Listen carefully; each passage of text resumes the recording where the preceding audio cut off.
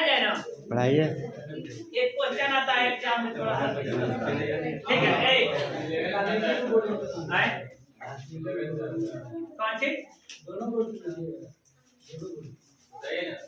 एक क्वेश्चन है आप लोग को बायनोमियल नोमेनक्लेचर 11th क्लास में पढ़ाया है, इसमें से भी क्वेश्चन आता है। फर्स्ट चैप्टर में आपको पढ़ना है बायनोमियल नोमेनक्लेचर, ठीक है? एक मिनट इसको देख लीजिए।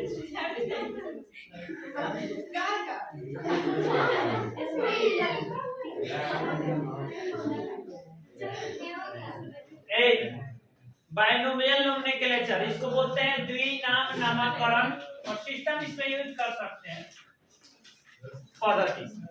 द्विनाम नामकरण पद्धति मतलब कहने का अर्थ है किसी भी जीव का दो नाम होता है, किसी भी जीव का दो नाम होता है।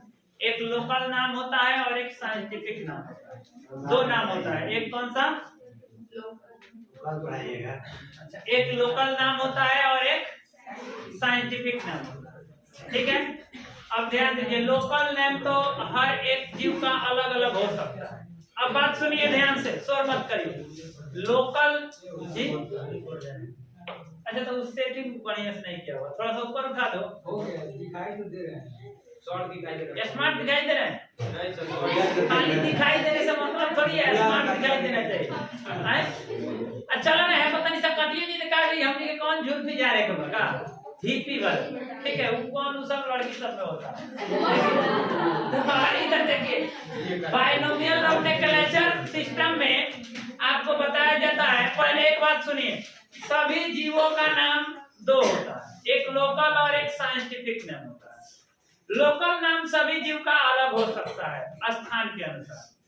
जैसे भारत में आम को आम कहते हैं, अमेरिका में मैंगो कहते हैं। जैसे भारत में हम लोग चाय को चाय बोलते हैं, यहाँ नेपाल में चिया बोलते हैं। क्या बोलते हैं? चिया। चाय को चिया बोलते हैं। तो कहने का अर्थ है कि लोकल नाम अलग अलग हो सकता है। चिया बोलते हैं, अरे हम लोग चाय बोलते हैं, अमेरिका वाला टी बोलता है, यहाँ ये नेपाली चिया बोलता है, ठीक है? तो अर्थ सबका एक ही है, समझ रहे हैं बात को? तो कहने का अर्थ है लोकल नाम सभी जीव का अलग अलग हो सकता है, परंतु साइंटिफिक नाम इसलिए दिया जाता है कि वो यूनिक होता है और सिर्फ एक होता है, वो सिर्फ एक ही होता है। जैसे आम जो है, आम हम लोग आम कहते हैं, इंग्लिश में उसको मैंगो कहिए, चाहे जिस भाषा में जो बोलता है लोग, मद्रासी में दूसरा बोलेगा, भोजपुरी में दूसरा बोलेगा, हिंदी में दूसरा बोलेगा, पंजाबी में दूसरा बोले, चाहे दूसरे देश में दूसरा भाषा उसको बोला जाए, दूसरा चीज बोला जाए, लेकिन यहाँ जो है आपको साइंटिफिक नेम उसका एक ही होगा, मैंजीफेरा इंडिका। Mangifera indica. तो साइंटिफिक नेम जो रखा जाता है ये वैज्ञानिक रखते हैं जब किसी जीव को खोजते हैं, डिस्कवर करते हैं, उस समय उसका नामकरण करते हैं। तो जब नामकरण करते हैं तो नाम उसका दो पद में रखा जाता है। यह ध्यान रहना चाहिए कि उसका नाम कितने पद में रखा जाता है? दो पद। दो पद में नाम रखा जाता है। जैसे आप आम का नाम सुने हैं, साइंटिफिक नेम होता है क्या? Mangifera, Mangifera indica, Mangifera indica, Mangifera indica, दो पद में होता है। ये जो दोनों पद होता है, एक पहला पद को क्या बोलते हैं जानते हैं? जेनेरिक नेम बोलते हैं। क्या बोलते हैं? Generic name. और दूसरा पद को क्या बोलते हैं जानते हैं? स्पेसिफिक एपिथेट बोलते हैं। Specific epithet. पहला जो नाम का पद होता है इसको जेनेरिक नेम बोलते हैं, और दूसरा जो होता है इसको स्पेसिफिक एपिथेट बोलते हैं। यह क्या चीज को दर्शाता है? तो जो जीव है उस जीव के वंश को दर्शाता है। क्या चीज के? वंश को, इट मींस जीनस को। और यह क्या चीज को दर्शाता है? जीव के जाति को दर्शाता है। जाति, इट मींस स्पेसीज को, स्पेसीज को दर्शाता है, जाति को दर्शाता है। तो हमेशा नाम रखा जाता है दो पद में। इसी को बायनोमियल नोमेनक्लेचर सिस्टम बोलते हैं या द्विनाम नामकरण पद्धति, जो वैज्ञानिकों के द्वारा कुछ नियम का पालन करके रखा जाता है। अगर किसी भी जीव का खोज करते हैं तो खोज करने के बाद अगर कोई भी वैज्ञानिक है, लगातार तो जीवों की खोज होते जा रही है। अभी 1.7 से 1.8 बिलियन प्रजाति है, लगातार खोज होते जा रही है। तो कोई वैज्ञानिक अगर नए जीव का खोज करता है तो उसका नामकरण कैसे करेगा? तो नामकरण करने के लिए सिस्टम कुछ होता है और उसके नियम को फॉलो करना होता है। इसके लिए दो सिस्टम बनाया गया है। एक पहला सिस्टम होता है ICBN और एक दूसरा सिस्टम होता है ICZN। यह international system, international nomenclature system है, जिसके रूल्स को फॉलो करके वैज्ञानिक क्या करते हैं? इसका नामकरण करते हैं। किसका नामकरण करते हैं? जीव का। तो नामकरण करने के लिए दो सिस्टम, दोनों सिस्टम में देखिए ICBN क्या है? अगर आप किसी पौधे का खोज किए हैं, मतलब वनस्पति जगत में किसी का खोज किए हैं, तो आपको ICBN का रूल फॉलो करना पड़ेगा। अगर आप किसी जंतु का खोज किए हैं तो आपको ICZN का रूल फॉलो करना पड़ेगा। मतलब जंतु के लिए यह होता है और वनस्पति के लिए यह होता है। दोनों के नियम में कुछ खास अंतर नहीं होता है, लगभग सेम होता है। पहले इसके फुल फॉर्म को जानते हैं। ICBN मतलब होता है international code of botanical nomenclature system, use कर सकते हैं क्योंकि इंटरनेशनल सिस्टम, ठीक है। तो इसको बोलते हैं इंटरनेशनल। देखिए I for international, C for code, B for botanical and N for nomenclature. International code of botanical nomenclature. फिर international code of zoological nomenclature. मतलब कहने का अर्थ है यह वनस्पति के लिए है और यह नियम किसके लिए है? जूलॉजी के लिए। तो एक वैज्ञानिक थे जिनका नाम था कार्ल लिनियस। वैज्ञानिक का नाम क्या था? Karl Linnaeus.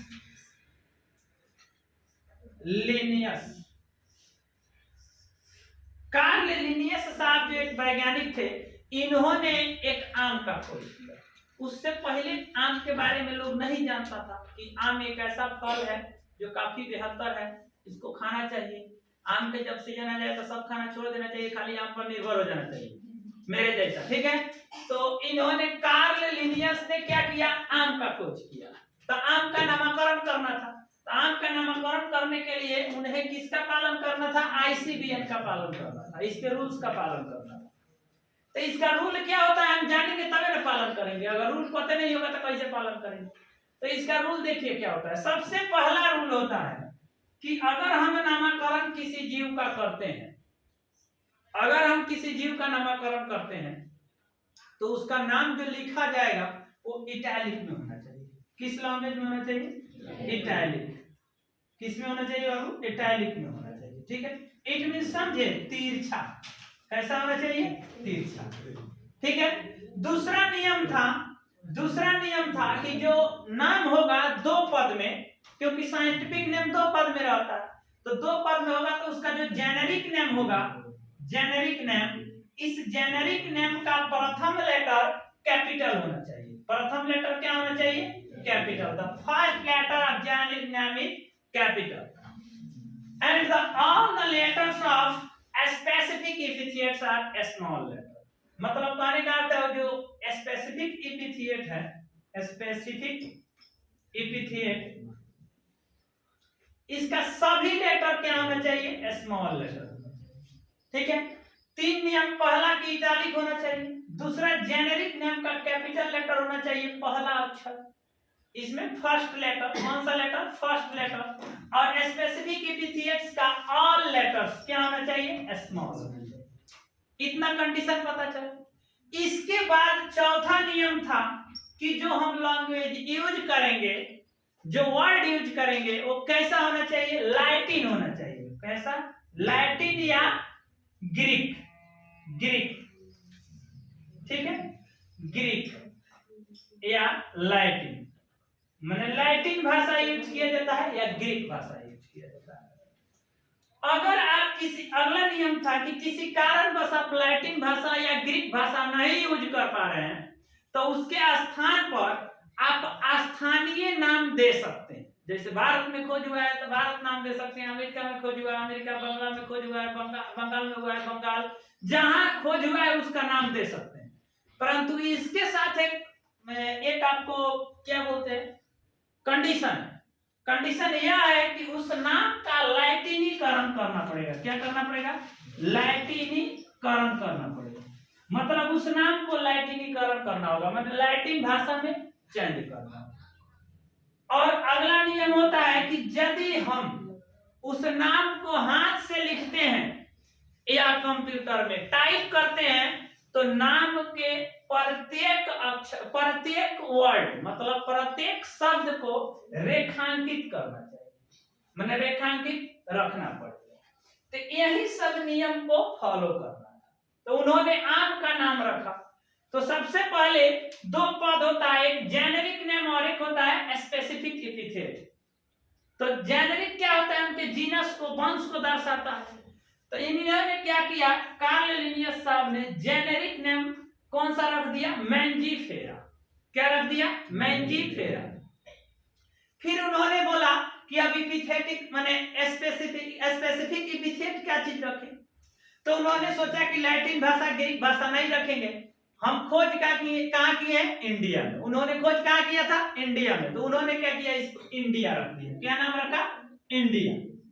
तो फिर कंडीशन यह है कि जिस स्थान का आप नाम रखने के लिए चाहें तो रख सकते हैं, वहां का लोकल स्थान का नाम रख सकते हैं, लेकिन इस नाम का लैटिनीकरण करना होगा। तो इन्होंने क्या किया, इसको लैटिनीकरण किया, बस कर दिया इंडिका। तो यह अब लैटिन भाषा में आ गया इंडिका। इंडिका का मतलब होता है फ्रॉम इंडिया। इंडिका का मतलब क्या होता है, फ्रॉम इंडिया। तो उन्होंने नाम रख दिया मैंजीफेरा इंडिका। तो आम का वैज्ञानिक नाम क्या हो गया, मैंजीफेरा इंडिका। लेकिन एक चीज और है कि कभी कभी क्वेश्चन पूछता है कि आम का वैज्ञानिक नाम बताइए, तो मैंजीफेरा इंडिका तो सही है, हम लगा देते हैं, कोई दिक्कत नहीं है। लेकिन पूछ देता है कि आम का संपूर्ण वैज्ञानिक नाम बताइए, कंप्लीट साइंटिफिक नाम। तो कंप्लीट साइंटिफिक नाम में भी बच्चा यही मार देता है, जबकि गलत। कंप्लीट साइंटिफिक नाम किसी जीव का तब होता है जब उसके साइंटिफिक नेम के लास्ट में उस वैज्ञानिक का नाम लगा रहे जिस वैज्ञानिक ने इसको डिस्कवर किया। तो यहाँ सभी नियम पालन हो रहा है। देखिए, पहला अक्षर कैपिटल है, बाकी सब स्मॉल है, अब बाकी सब स्मॉल है, सब तिरछा है कि नहीं। अब थोड़ा सा और आप लोग तिरछा कर लीजिएगा, हल्का तिरछा हम लिखे हैं, ठीक है। अब अंडरलाइन है क्योंकि हम हाथ से लिखे हैं, कंप्यूटर से टाइप करेंगे तब वो अंडरलाइन करेंगे, ठीक है। तो ये हो गया मैंजीफेरा इंडिका, लेकिन एक कंप्लीट नाम नहीं है। अगर कंप्लीट नाम की बात करें तो क्या हो जाएगा बाबू, कंप्लीट साइंटिफिक नाम क्या हो जाएगा, मैंजीफेरा। देखिए, मैंजीफेरा इंडिका। खोज किसने किया, कार्ल लिनियस। तो पूरा नाम लिखाएगा कार्ल लिनियस नहीं, सिर्फ लिखाता है लीन। क्या लिखाता है, लीन। इट मींस हो गया मैंजीफेरा इंडिका लीन। ये कंप्लीट नाम हो गया किसका, आम का। अब ध्यान दीजिए, यहीं से पता चल जा रहा है कि आम का वैज्ञानिक नाम क्या हो गया, मैंजीफेरा इंडिका। और लीन मतलब कार्ल लिनियस साहब ने इसका खोज किया। एक दूसरा एग्जांपल है बरगद का पेड़। बरगद के पेड़, बरगद को क्या बोलते हैं, बनियान ट्री बोलते हैं, बनियान ट्री।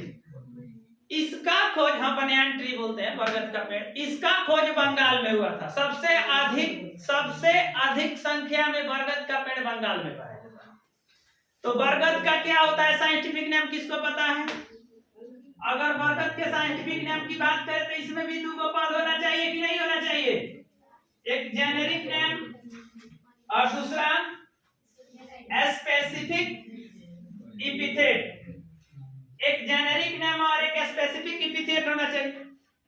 तो बताइए, तो बरगद का क्या होता है साइंटिफिक नेम, फाइकस। क्या होता है बाबू, फाइकस बैंगलेनेसिस, ठीक है, फाइकस बैंगलेनेसिस, ठीक है। मतलब यहाँ पे ध्यान दीजिए, फाइकस इसका जेनेरिक नाम है, इसका जेनेरिक नाम फाइकस है।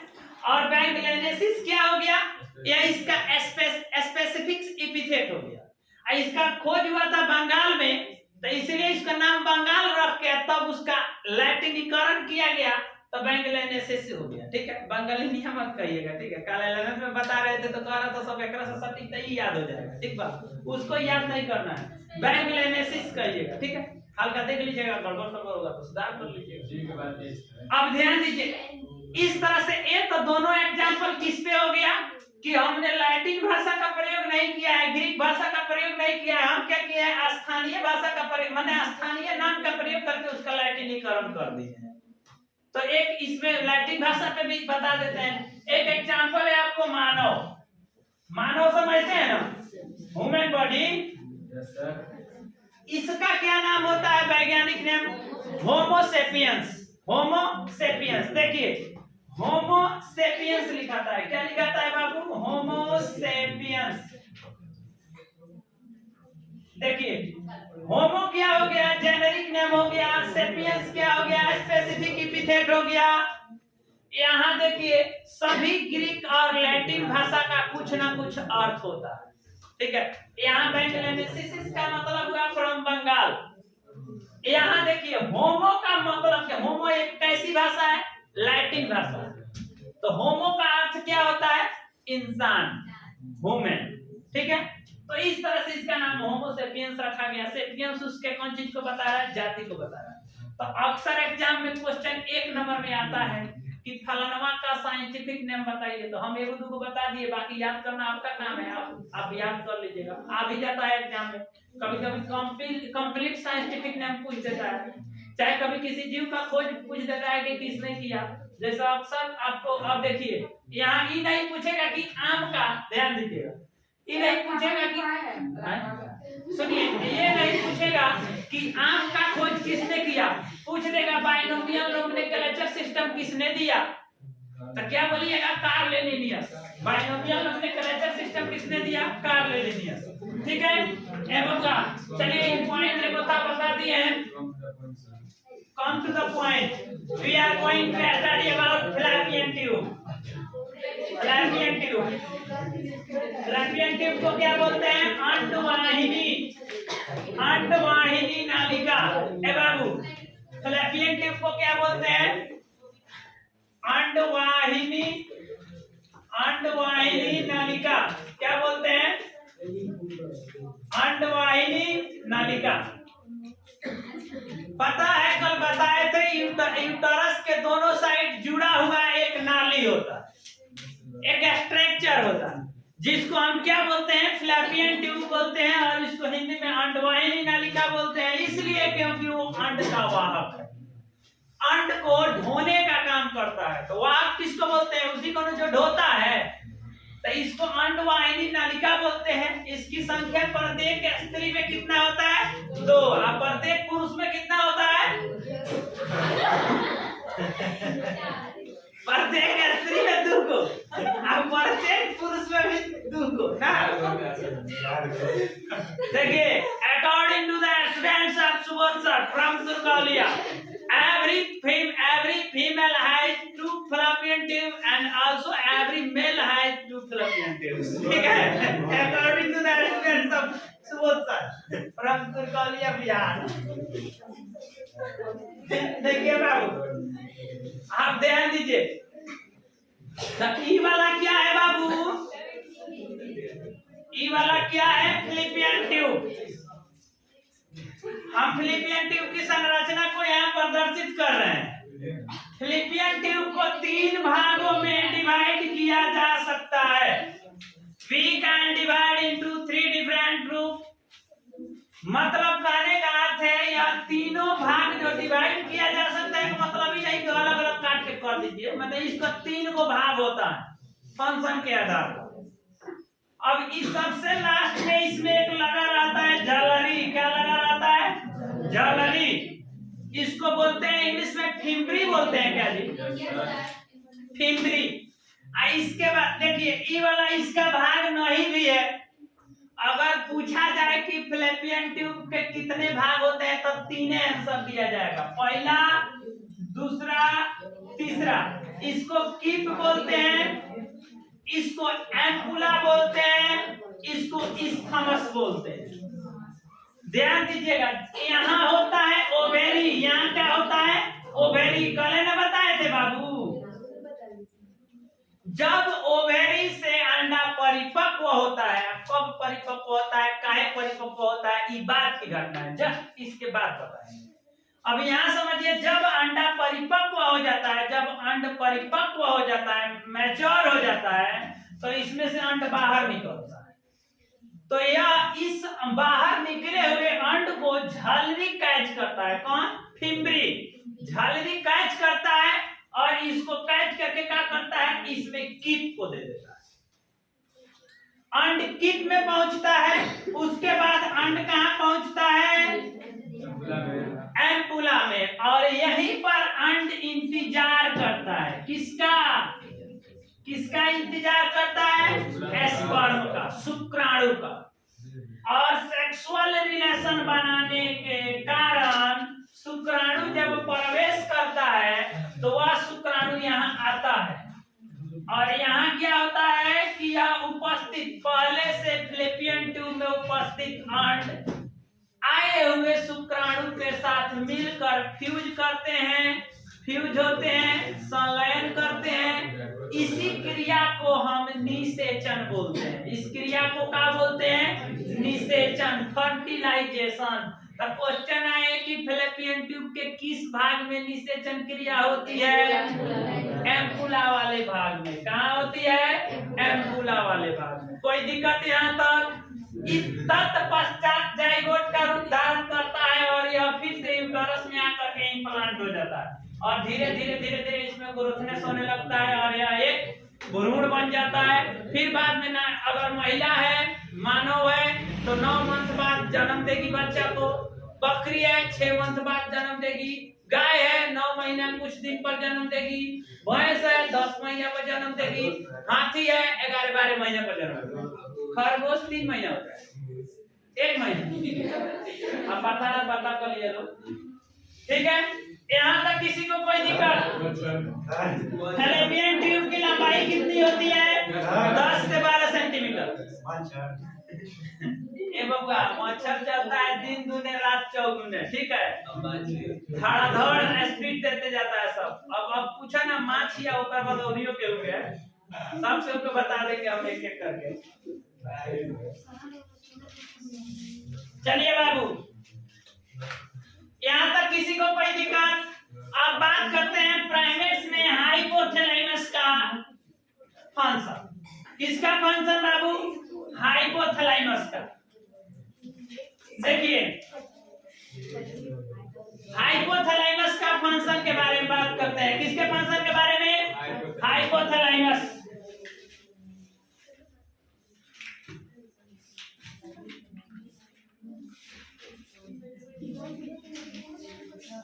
देखिए प्राइमेट्स फीमेल में, मतलब किसी महिला में बात करें कि अगर महिला रिप्रोडक्टिव फेज में पहुंच जाती है तो उसके अंदर उपस्थित हाइपोथैलेमस एक्टिव होता है।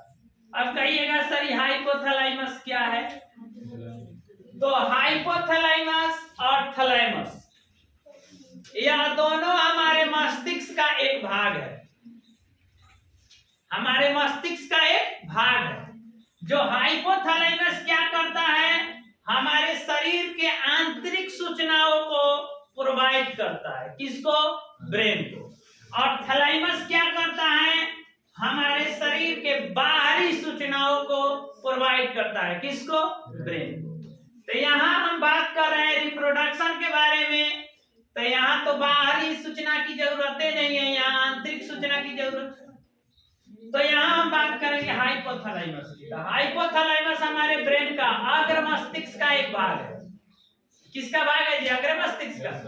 अग्र मस्तिष्क का एक भाग है जिसका फंक्शन है हमारे आंतरिक शरीर के आंतरिक सूचनाओं को ब्रेन तक पहुंचाना। और इसका थैलेमस का बाहरी सूचना को पहुंचाता है तो इसके खेल को खत्म करते हैं। अभी हम पढ़ेंगे हाइपोथैलेमस। देखिए बाबू, हाइपोथैलेमस जो होता है हमारे शरीर के हर एक आंतरिक सूचना को पहुंचाता है, साथ ही साथ आंतरिक इंटरनल फंक्शन को कंट्रोल करता है। जैसे अचानक गुस्सा आ जाना, संतुलन खो देना, खुश हो जाना, ये सब चीज किस पे डिपेंड करता है? हाइपोथैलेमस।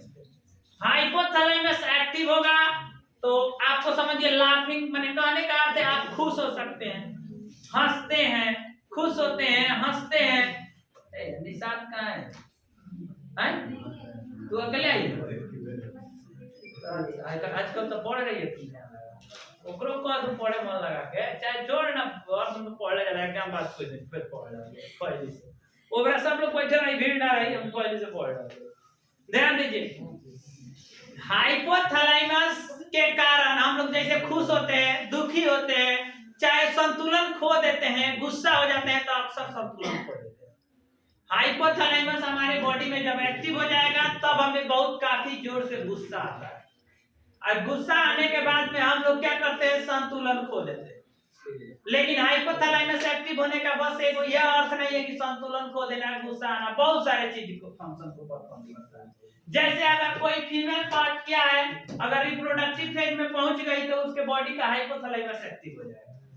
हाइपोथैलेमस एक्टिव होने के बाद यह प्रेरित करेगा किसको, जीएनआरएच हार्मोन्स को। किसको, जीएनआरएच हार्मोन्स। जीएनआरएच हार्मोन्स को प्रेरित करेगा तो यह सेक्रेट्स होगा। यह सेक्रेट्स होगा किससे, हाइपोथैलेमस से ग्लैंड होता है उससे। इसके बाद में यह दो प्रकार के हार्मोन्स को और स्रावित करता है, जिसको क्या बोलते हैं, एलएच और एक बोलते हैं एफएसएच। फुल फॉर्म आप लोग को पहले बताइए दिए थे।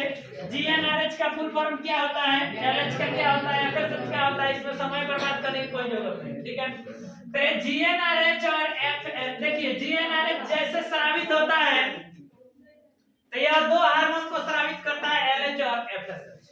और यही दोनों हार्मोन्स किसके जिम्मेदारी को भूमिका को निभाते हैं, तो अंड को परिपक्व कराने से लेकर अंड को उत्सर्जित कराने तक के सभी जिम्मेदारी को निभाने का काम करते हैं। और इसी के कारण प्राइवेट ऑर्गन्स पे बाल का आना, स्तन का उभरना, इसके बाद आपको स्तन ग्रंथि का माने एक्टिव हो जाना, ये सब यहीं से शुरू होता है। अगर ये वाला स्टार्ट नहीं हुआ, एक्टिव नहीं हुआ, जीएनआरएच नहीं निकला, तो बस महिला एक महिला नहीं रह पाएगी, ठीक है, वो एक बच्ची रहेगी।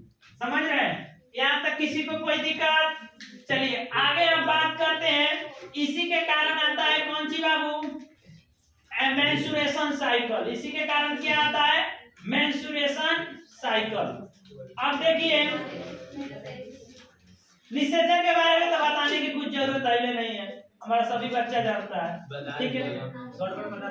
हाँ चलिए इसके बाद बात करते हैं थोड़ा हम प्रसव के बारे में। जानता है ना, शिशु को जन्म देना, तो इसमें अब कुछ खास नहीं है, आप लोग खुद से पढ़ लीजिएगा। एक काम करेंगे, आज जो है आज क्वेश्चन पूछेंगे अभी 5 मिनट बाद, और कल जो है आपको first chapter, second chapter, third chapter, तीनों चैप्टर से क्वेश्चन पूछेंगे और नया चैप्टर स्टार्ट कर देंगे 16, और संडे को समाप्त हो जाएगा, ठीक है। तो कल अपसेट किसी को नहीं करना है, इसलिए क्योंकि नया चैप्टर शुरू होगा। अब 10 बजे से क्वेश्चन पूछना शुरू करेंगे, ठीक है। 10:30 तक क्वेश्चन पूछेंगे और उसके बाद में 16 चैप्टर पढ़ाना शुरू करेंगे, ठीक है। 16 चैप्टर कल पढ़ाएंगे भी और संडे को भी पढ़ाएंगे, ठीक है। तो आज के लिए इतना ही रहने दीजिए, 5 मिनट के लिए रेस्ट देते हैं। 5 मिनट के बाद आप लोग को क्वेश्चन पूछेंगे, अभी छुट्टी नहीं, ठीक है। Okay thank you.